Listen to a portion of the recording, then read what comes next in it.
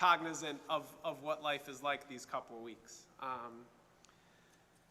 So there's one phrase in this morning's Torah reading that got repeated 3 different times, if you were paying attention. And since it's repeated 3 different times, that's a good cue that it's a very important phrase. Moses tells the Israelites once and Joshua twice, Chazak ve'amatz, be strong and resolute.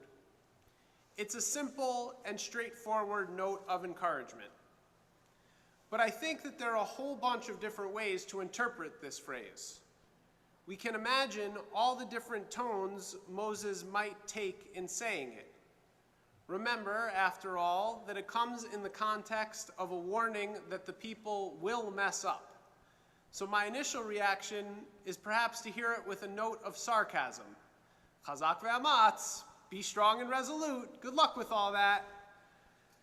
But I don't want that sassy, sarcastic Moshe to be the one that sticks in my mind. We can choose instead to focus on the fact that Moshe shares the same words with the people that he does with their new leader Joshua.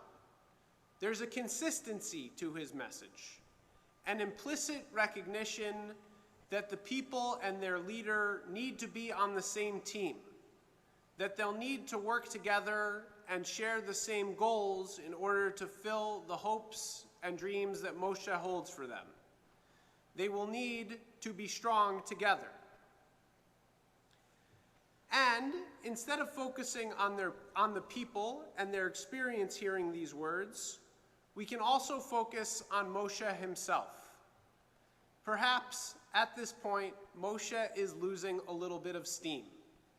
We are in the 31st and third to last chapter of Deuteronomy. The Eitz Chaim, our Chumash, has great section titles for many of these portions. Moses' second discourse, part 2.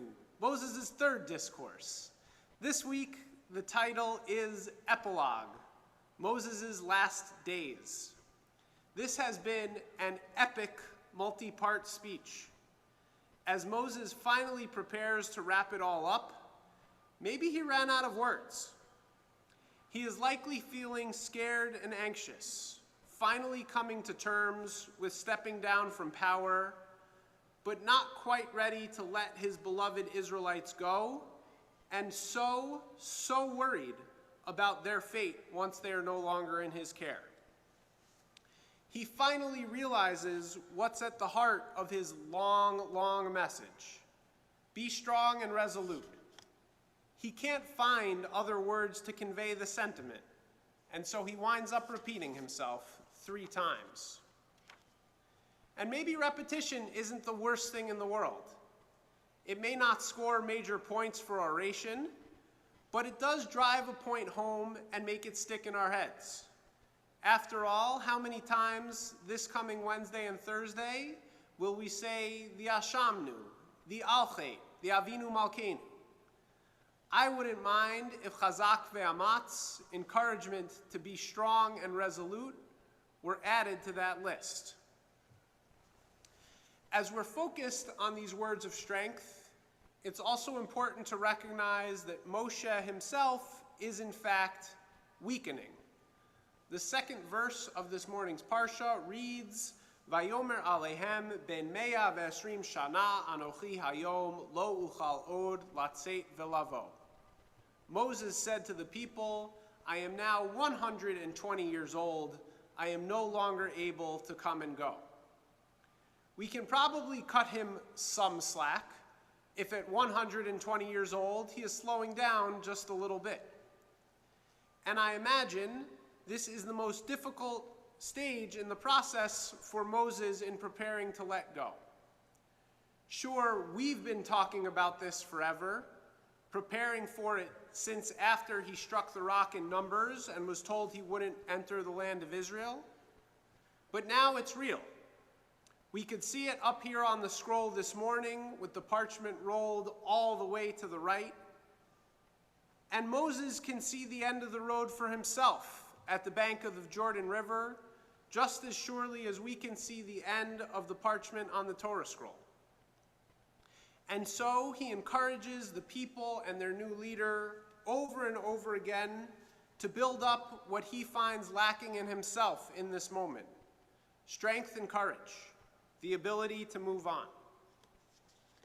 As I mentioned last week, and will probably mention again at some point this week, it's not a coincidence that this Parsha is read every year either on the Shabbat before Rosh Hashanah or on the Shabbat in between Rosh Hashanah and Yom Kippur. The message of Chazak ve'amatz, be strong and resolute, is also meant for us. Moshe has the luxury, if we consider it a luxury, of knowing the exact date of his death. His fate is sealed and clear to him. Yet we still see him struggling to come to terms with it. His own failed path of Teshuvah, of repentance, still stings. His final words to the people come with a stark reminder in verse 2 that he won't be joining them in the land of Israel because God will not let him. What do the people need to hear? What do we need to hear after being reminded that even someone as righteous and mighty as Moshe can fail? Chizku ve'imtzu. Be strong and resolute. Be not in fear or dread, for the Lord your God marches with you. God will not fail you or forsake you. The rabbis in the Talmud attempt to decipher what it means when Moshe says that he is no longer able to come and go. There's some disagreement. Some say it means he can no longer lead the people militarily. Others say his spirit and connection with God is failing him, while still others go with the obvious and most literal explanation that his physical strength is failing. What they generally agree on, however, is that Moses' abilities are curtailed by divine providence. God purposefully lessened Moshe's strength in some way so that it would be clear in Moshe's eyes and the eyes of the people that the time for Joshua to take over leadership was at hand. The language that Moshe chooses to convey this here, however, is peculiar. Latzeit ve'lavo, to go out and to come in. In this season of return, we're asking ourselves what we are leaving behind and what we are coming back to. Moshe's words highlight how great a privilege we have to have that strength, to be able to go out and come in, to continue to choose our own path. Moshe had this ability of choice and independence taken away from him.